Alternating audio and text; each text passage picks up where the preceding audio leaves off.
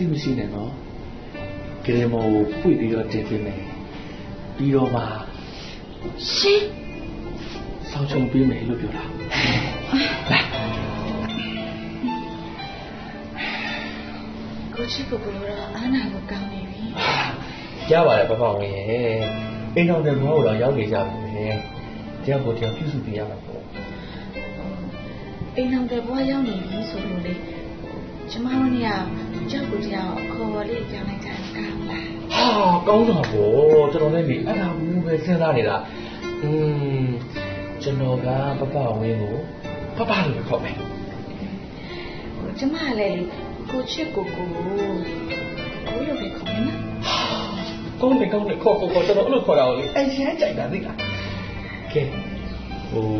ပပကိုထူးဆန်းနေမယ်နော်ကိုဒူကဆက်လို့မရဘူးကိုရဲ့ဟင်ဒူကဆက်လို့မရဘူးဒါဆိုရင်ညအိတ်တော့လေဒီလိုပဲဒူးချောင်းလေးကိုကက်ပြီးထောင်ရက်ပဲအိတ်လို့ရတာကိုရဲ့ပပဒါမင်းလာဘူးညလေမင်းလာဘူးညမယ်နော်ပပကြည့်ပါလေအဲ့ဒါဘာဖြစ်လဲကိုဟင်ဘာဖြစ်ပါဦးဒါပေမဲ့ဒူးချောင်းကဆက်လို့မရဘူးဆိုတော့ပြောရမှာအားတော့နာပါရဲ့ကိုရဲ့ပပလေး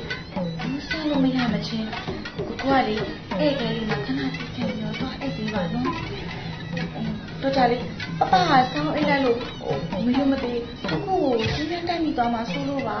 ကိုတော့ပါပြီ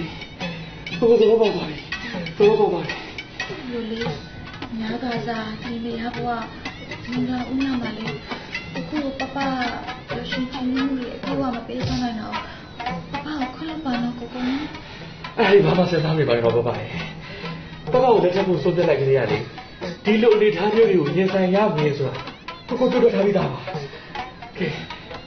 ကိုနိုင်တော့ပပကိုနိုင်ပါကိုတော့